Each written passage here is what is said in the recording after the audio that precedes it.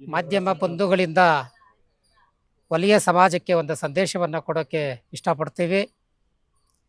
ಏನು ಬುಧವಾರ 25ನೇ ತಾರೀಕು ಜ್ಞಾನಪ್ರಕಾಶ್ ಸ್ವಾಮೀಜಿಗಳ ನೇತೃತ್ವದಲ್ಲಿ ಬೃಹತ್ ಸಮಾವೇಶ ನಡೀತಾ ಇದೆ.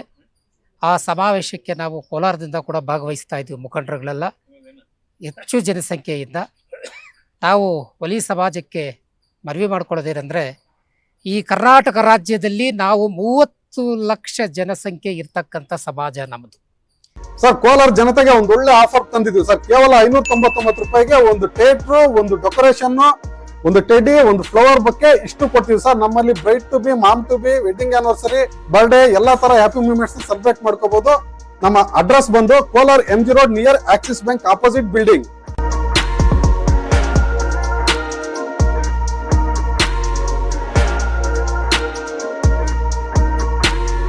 ನಮ್ಮನ್ನ 24 ಲಕ್ಷಕ್ಕೆ ಸೀಮಿತ ಮಾಡಿದ್ದಾರೆ ನಾಗಮೋಹನ್ ದಾಸ್ ವರದಿ.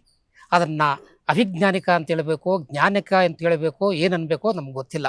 ಅದನ್ನು ಕರ್ನಾಟಕ ಸರ್ಕಾರಕ್ಕೆ ಮನವಿ ಮಾಡ್ಕೊಳ್ತೀವಿ. ಅದನ್ನು ಸಚಿವ ಸಂಪುಟದಲ್ಲಿ ತಿರಸ್ಕರಿಸಬೇಕು. ಅವರ ವರದಿಯನ್ನು ಸರಿಸಟ್ಟಾಗಿ ತಿರಸ್ಕರಿಸಬೇಕು. ಇಲ್ಲಾಂದರೆ ವಲೀರು ರಕ್ತಪಾತವನ್ನು ಮಾಡೋಕ್ಕೂ ಸಿದ್ಧವಾಗಿದ್ದಾರೆ. ಮಾದಿಗರೊಬ್ಬರೇ ಎಲ್ಲ ರಕ್ತಪಾತ ಮಾಡೋಕ್ಕೆ ಸಿದ್ಧವಾಗಿರೋದು. ನಾವು ಕೂಡ ಇದ್ದೀವಿ, ನಾವು ಸಿದ್ಧವಾಗಿದ್ದೀವಿ. ಇದು ನಮ್ಮ ಭವಿಷ್ಯತ್ತು, ನಮ್ಮ ಮಕ್ಕಳ ಭವಿಷ್ಯತ್ತು. ನಮ್ಮನ್ನು ಜನಸಂಖ್ಯೆ ಕಡಿಮೆ ಮಾಡಿ ನೀವು ಯಾವ ವರದಿ ಮಾಡಿದರೆ ಏನು ಸುಖ ಬರುತ್ತೆ? ನಮ್ಮನ್ನು ನಿಷ್ಠುರವಾಗಿ ಹೇಳೋಕ್ಕೆ ಇಷ್ಟಪಡ್ತೀವಿ ನಾವು. ನಿಮ್ಮ ವರದಿ ಸುಳ್ಳು ನಾಗಮೋಹನ್ ದಾಸ್ ಅವರೇ. ನೀವು ಎಷ್ಟು ನ್ಯಾಯಾಧೀಶರಾಗಿದ್ದರೂ ಕೂಡ ನೀವು ಕೊಟ್ಟಂಥ ಸುಳ್ಳು ವರದಿ ಈ ಭಾರತ ದೇಶದಲ್ಲಿ, ಕರ್ನಾಟಕ ರಾಜ್ಯದಲ್ಲಿ, ಕೋಲಾರ ಜಿಲ್ಲೆಯವರು ಒಪ್ತಾನೇ ಇಲ್ಲ. ಅಂಥದ್ರಲ್ಲಿ ನೀವು ಯಾವ ನ್ಯಾಯಾಧೀಶರು? ಅದಕ್ಕೆ ನಾವು ಮನವಿ ಮಾಡ್ಕೊಳ್ತಾ ಇರೋದು ಅಂದರೆ, ನಮ್ಮ ವಲೀರ ಸಮಾಜವರು ಜನಸಂಖ್ಯೆ ಕೋಲಾರದಿಂದ ಹೆಚ್ಚಿಗೆ ಹೋಗಬೇಕು. ನಾಗಮೋಹನ್ ದಾಸ್ ಅವರ ವರದಿಯನ್ನು ತಿರಸ್ಕರಿಸಬೇಕು. ಅದನ್ನು ನಾವು ಅವಿಜ್ಞಾನಿಕವಾಗಿ ಅಂತ ಪ್ರತಿಭಟನೆ ಮಾಡಬೇಕು. ಜ್ಞಾನಪ್ರಕಾಶ್ ಸ್ವಾಮಿಗೆ ಬೆಂಬಲ ಕೊಡಬೇಕು ಅಂತೇಳಿ ಮನವಿ ಮಾಡಿಕೊಳ್ತೇವೆ.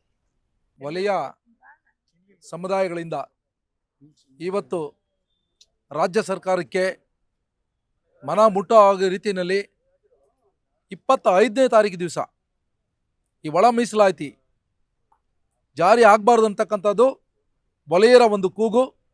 ಇವತ್ತು 27ನೇ ತಾರೀಕು ಸಚಿವ ಸಂಪುಟದಲ್ಲಿ ಅದನ್ನು ತರಬಾರ್ದು ಅಂತಕ್ಕಂಥದ್ದು ನಮ್ಮ ವಲಯರ ಕೂಗಾಗೈತೆ. ಯಾಕಂದರೆ ಈ ಮಾಡಿರ್ತಕ್ಕಂಥ ಸಮೀಕ್ಷೆಯಲ್ಲಿ ಮೋಸ ಆಗೈತೆ. ಜನಸಂಖ್ಯೆ ಈ ರಾಜ್ಯದಲ್ಲಿ ನಾವು ಜಾಸ್ತಿ ಇದ್ದೀರಿ, ಮಾದಿಗರು ಭಾಳ ಕಡಿಮೆ ಇದ್ದಾರೆ ಅಂತಕ್ಕಂಥದ್ದು ಇವತ್ತು ಎಲ್ರಿಗೂ ಗೊತ್ತಿರತಕ್ಕಂಥ ವಿಚಾರಣೆ. ಆದರೆ 27ನೇ ತಾರೀಕು ಸಂಪುಟದಲ್ಲಿ ಇದನ್ನು ಕೈ ಬಿಡಬೇಕಾಗಿರ್ತಕ್ಕಂಥದ್ದು. ರಾಜ್ಯ ಸರ್ಕಾರಕ್ಕೆ ಇವತ್ತು ಈ ವರದಿ ಸಲ್ಲಿಸಬೇಕು. 25ನೇ ತಾರೀಕಿಗೆ ಜ್ಞಾನಪ್ರಕಾಶ ಸ್ವಾಮೀಜಿಯವರು ಹೋರಾಟವನ್ನು ಹಮ್ಮಿಕೊಂಡಿದ್ದಾರೆ ಫ್ರೀಡಮ್ ಪಾರ್ಕಲ್ಲಿ. ಆ ಒಂದು ಫ್ರೀಡಮ್ ಪಾರ್ಕಲ್ಲಿ ಹಮ್ಮಿರ್ತಕ್ಕ ಒಂದು ಏನು ಹೋರಾಟಕ್ಕೆ ನಮ್ಮ ಎಲ್ಲ ಸಂಪೂರ್ಣವಾಗಿ ಬೆಂಬಲ ಐತೆ. ಇಡೀ ನಮ್ಮ ಕೋಲಾರ ಜಿಲ್ಲೆಯಿಂದ 5,000 ಜನ ನಾವು ಭಾಗವಹಿಸ್ತಾ ಇದ್ದೀರಿ. ಆ ಹೋರಾಟ ಯಶಸ್ವಿ ಆಗಬೇಕು. ಮತ್ತು ಒಳ ಮೀಸಲಾತಿ ಏನು ಇವತ್ತು ಹೋರಾಟದಲ್ಲಿ ಭಾಗಿಯಾಗಿರ್ತಕ್ಕಂಥ ಪ್ರತಿಯೊಬ್ಬ ದಲಿತ ಮುಖಂಡನು ಇವತ್ತು ಬೆಂಗಳೂರಿಗೆ ಫ್ರೀಡಮ್ ಪಾರ್ಕ್ ಬರಬೇಕಾಗಿರ್ತಕ್ಕಂಥದ್ದು. ಅದೇ ರೀತಿಯಲ್ಲಿ ಇವತ್ತು ಏನು ನಮ್ಮ DPS ಮುನ್ರಾಜ್ ಅವರ ನೇತೃತ್ವದಲ್ಲಿ ಇವತ್ತು ಏನು ಈ ಒಂದು ಪ್ರೆಸ್ ಮೀಟ್ ನಾವು ಇಲ್ಲಿ ಮಾಡ್ತಾ ಇದ್ದಾರೋ, ಇವರು ಒಂದು ಇದರಲ್ಲಿ ಸಹ ಸುಮಾರು ನಾವು 200 ರಿಂದ 300 ಜನ ಅವರು ಒಂದು ನೇತೃತ್ವ ವಹಿಸಿ ನಾವೆಲ್ಲ ಬೆಂಗಳೂರಿಗೆ ಎಲ್ಲ ಭಾಗವಹಿಸ್ತಾ ಇದ್ದೀರಿ. ಫ್ರೀಡಮ್ ಪಾರ್ಕ್ನಲ್ಲಿ ಒಳ ಮೀಸಲಾತಿ ಜಾರಿ ಆಗಬಾರ್ದು ಅಂತಕ್ಕಂಥದ್ದು. ಮೊದಲು ಏನಿತ್ತು ಒಳ ಮೀಸಲಾತಿ ಯಥಾಸ್ಥಿತಿಯನ್ನು ಕಾಪಾಡಬೇಕಂತಕ್ಕಂಥದ್ದು ಇವತ್ತು ರಾಜ್ಯ ಸರ್ಕಾರಕ್ಕೂ ಮತ್ತು ಕೇಂದ್ರ ಸರ್ಕಾರಕ್ಕೂ ಕಿವಿ ಮಾತಾಗಬೇಕಿದ್ದು.